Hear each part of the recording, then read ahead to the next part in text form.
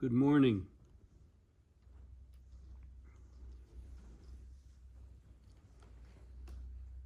Thank you all for working together, bringing this retreat together. We are all doing it together.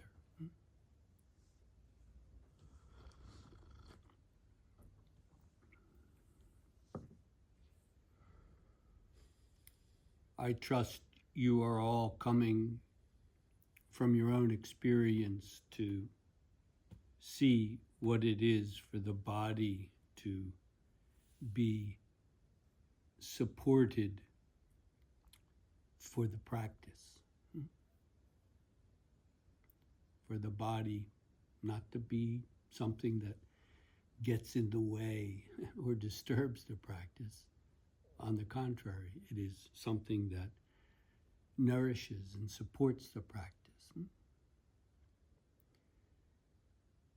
The legs, not everyone can sit in full lotus. It took me some time to be able to do that, learning some hatha yoga stretches and things like that. Being raised in the West, chair lifestyle, used to sitting in a chair. It can take some getting used to.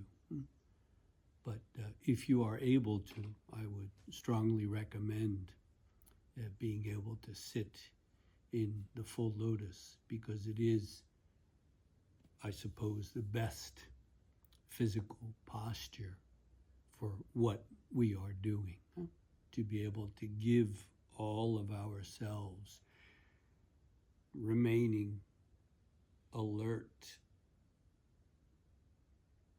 settled, clear, focused. Those people back then, a couple thousand years ago, knew what they were doing. How they came upon it, I have no idea. Maybe they were Germans. They thought they were wrapping their legs up like pretzels. I don't know. Anyway, it works. It works. If you can do it, I would urge you to learn properly how to do it. If not, half lotus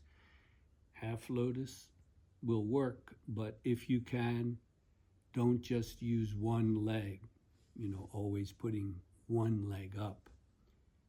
At least sometimes put the other leg up instead, so that you're training and using the muscles and so forth on both sides of the body. Otherwise, it tends to be a little unbalanced. Also, sitting full lotus, for example, this is my more natural way, but once in a while I do it the other way. I put the legs the other way just to balance out the use of the muscles and so forth. With a seiza, sitting in seiza on your knees, it's not such a problem because you're not sitting one side or the other. The point is not so much the legs, but the back. The legs are like this to help the butt, your backside, naturally be pressed down and a little back. You follow? Not like this, but pressing down and a little bit back, meaning so that you're following the natural curvature of the spine. So the butt feel pressing down and then a little bit back. So for example, if you just stretch forward a little bit or even go all the way down to feel the spinal column, as you slowly come back up, you can feel it erect, not hunched over. But also, the butt, it's not like a wall. The butt is pressed down and a little back so that the curvature of the spine like this. It's not straight. It's not like a wall. The butt sticks out a little and then it goes like this. See a 6-month-old baby sitting there with the diapers. They know what they're doing. Again, butt, backside, press down and a little back. This is how the back should be. Then you can feel it. It's naturally erect, and it's very clear. It's erect, but it's not tight. It's not tense, but it's erect. So you can stay clear, focused, awake. You don't get tired. You don't get sleepy. You should breathe through your nose. If you close your mouth, just let your teeth lightly touch. Don't clench your teeth, especially as you get older. A few years ago, my dentist told me, or the dental assistant, he said, "You're clenching your teeth." I didn't know that. But it's not good for your mouth. It's not good for your jaw. It's not good for a lot of things. So you don't clench your teeth, close them tightly. Just let them, just the upper teeth and the lower teeth, just lightly touching, or even just a little gap in between, so you don't clench them tight, okay? Tongue slightly touching the roof of the palate, the top of your mouth.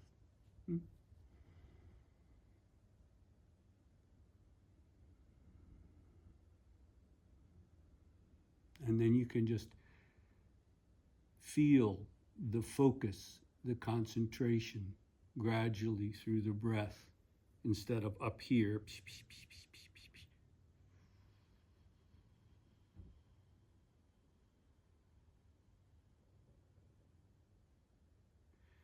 A little below the navel or the belly button, the physical center of the body.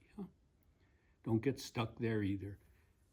Breathe all the way out, right down to the ground itself, and then breathe all the way in. Don't force it, but use the energy, the lung capacity that you have. If you force it, it will just have the opposite effect. You'll get out of breath. Naturally, gradually, you'll see, if you're doing it right, the breath becomes slower. One breath a moment, one breath every 90 seconds. But don't force it. Slower, also deeper in the sense you're breathing. You're using these muscles down here, not just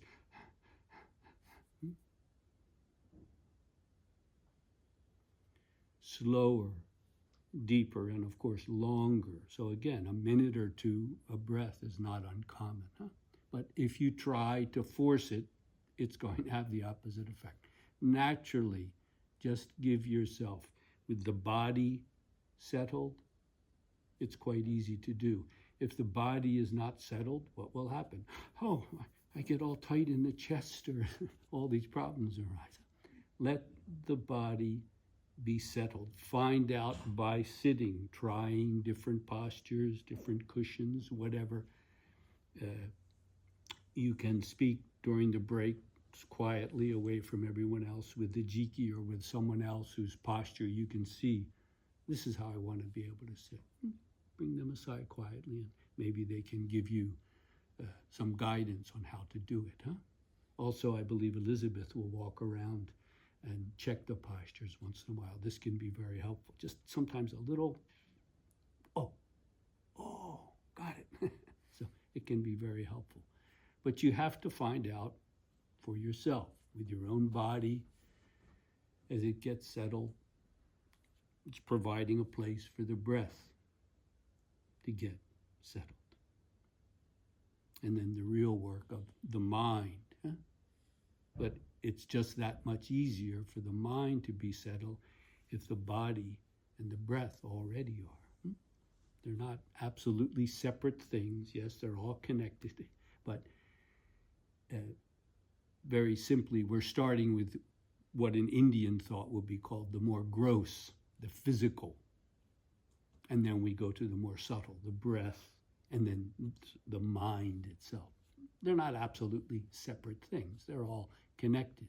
But practically speaking, is a process in a retreat for practice. Work on the body, figure it out, find out.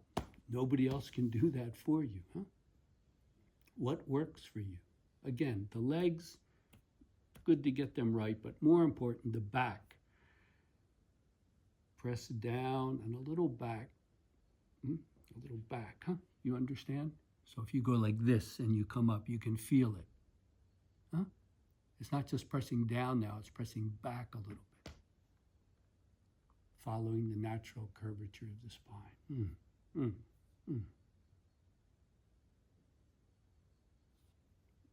It's so much easier to breathe properly then. Huh? And then naturally the mind gets settled. Huh? Besides the body and the breath, of course, what do we do with the mind? Where do we hold it, so to speak? Huh? This is why I mentioned at the end of the Dharma talk last night. What is the one great matter? It's not some objective, philosophical, religious principle. What is the one great matter for you, in your own words, from your own experience? What is it that needs to be resolved in this life? Huh? What is it that brings you to this practice? If you open up to that, rather than playing hide and seek with it, if you really open up to it, it shows you the way to go. As I said last night, like a magnet, like gravity pulling you in. If you just cogitate about it, think about it intellectually, remember things that you've read or heard, huh? Well, this is just dispersing more and more, huh? What is it in the depths of your own being, the depths of your own heart, that is calling out? Huh? Open up to that. That shows you the way you must go.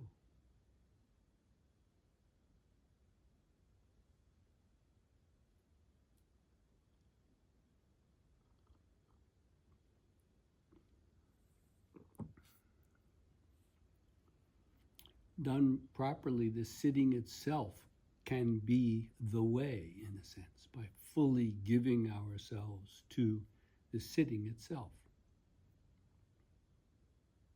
That's enough. You don't have to, now we're going to learn about Buddhist philosophy. Well, that can help, but it can also just become a great escape. Huh? Don't put more stuff in. Let it come out. Let it come out.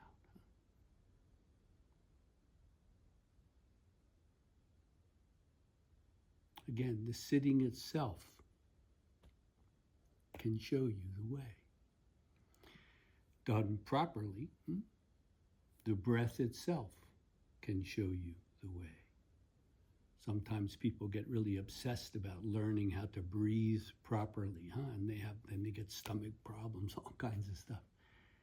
Open up to the one great matter in the depths of your own heart, under your own feet. Open up to that. You'll know how to breathe. You'll know how to breathe. Don't obsess about it. You'll know how to breathe. It will show you how to breathe. Open up to it.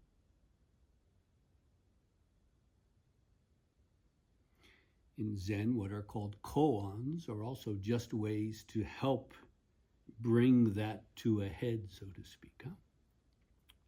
Something that you can no longer escape from, because of course you can't really answer it intellectually or emotionally or with will either.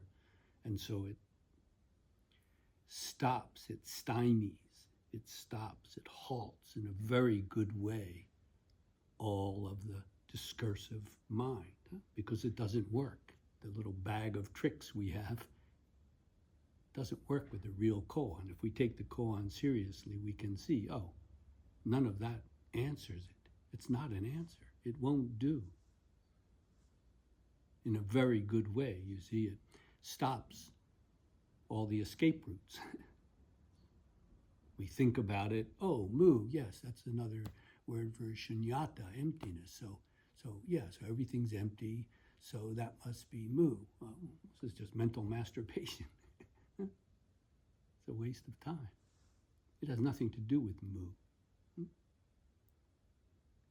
Well, maybe if I emote emotionally, I act real quick, or yell moo or something like that, maybe that's better. Huh? No, it's not. It's just another kind of an escape. Or maybe willpower. I'll knock the guy over or something. Oh, okay, you want to do that. That has nothing to do with moo, but when the bag of tricks that the ego self has are found to be useless, this is very good. This is very valuable. The escape routes are in a very good way closed off. Now, sit with this body, with this breath, and with this mind, and see, where does it go? When you stop escaping, where do you end up?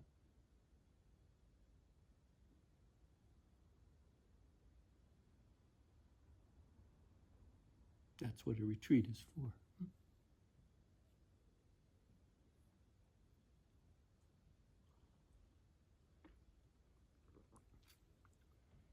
Feel free to stand up and stretch for a moment if you'd like.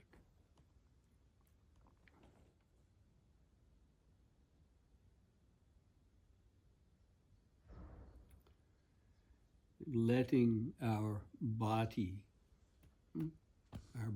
get settled. Getting settled in the breath as well, opening up to the breath in all of its depth. Opening up to what is there in the depths of our heart, of our being, under our own feet. The way becomes clear. It may take some time, but the difficulty is not really the Zazen. It's what our mind is doing, how it's manipulating, trying to turn this into another thing that it can accomplish or attain. You can't attain it. You can't accomplish it.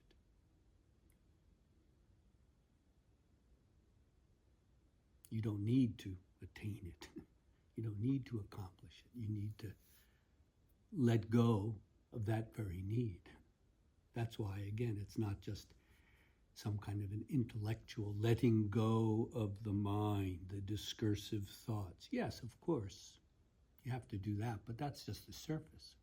Once you've gotten settled enough so that the discursive mind, how am I doing?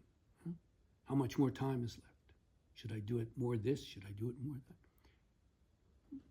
If you're sitting properly, it doesn't take long for all of that just to dissolve of its own accord. You don't have to do anything with it, just stop feeding it. It goes away soon enough. The point is, what remains? What remains? We're not here to create, to cogitate, to make up things, but in the depths of your own being, what remains? It's not just a matter of letting the discursive mind go. Of course, that goes without saying, but we do that every day. It's nothing special. Whenever you do something that you're good at or that you love, the discursive mind disappears, right?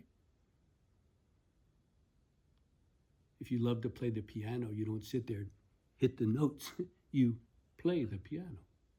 You might just say the piano plays you. That's beautiful music. Huh? We do it all the time. But the point is, in sustained Zazen, what remains? To put it in more traditional Buddhist terms,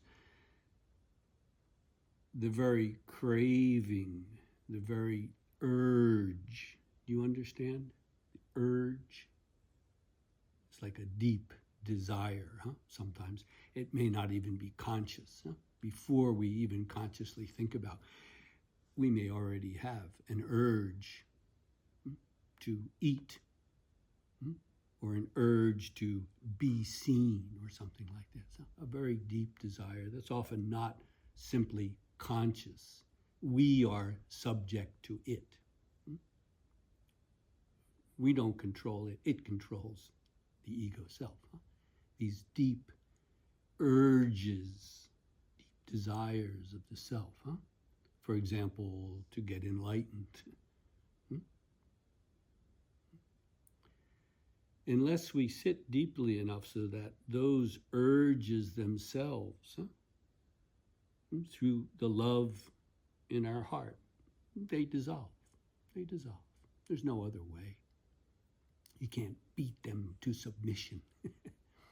Through the love in our heart, they dissolve. They dissolve.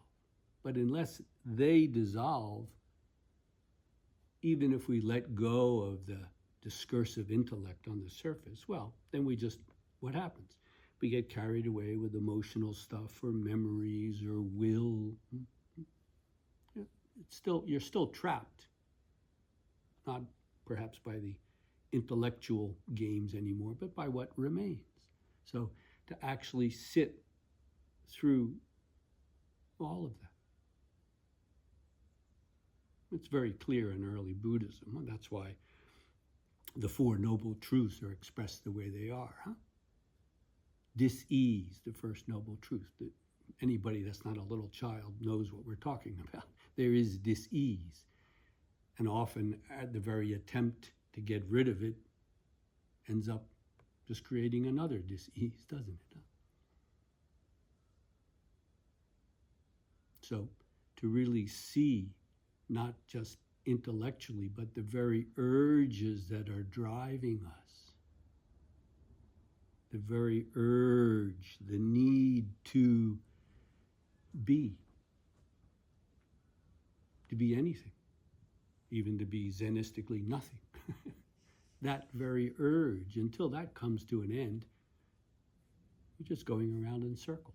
They may not be intellectual anymore, but they're the same circles. You see? It's got to be done all the way. Not just the intellect. Sure, that has to be dissolved, but with all the love in our heart, to sit through whatever there is. You don't have to create it, whatever it is. The very urge to be, as Buddhism makes very clear, what it calls the great I am delusion, or the I am arrogance. Until that's undone, you're a cat chasing its own tail. It must be thoroughgoing. That's why we have a retreat. I trust that's clear. Does anyone have a question or a concern from out of this practice?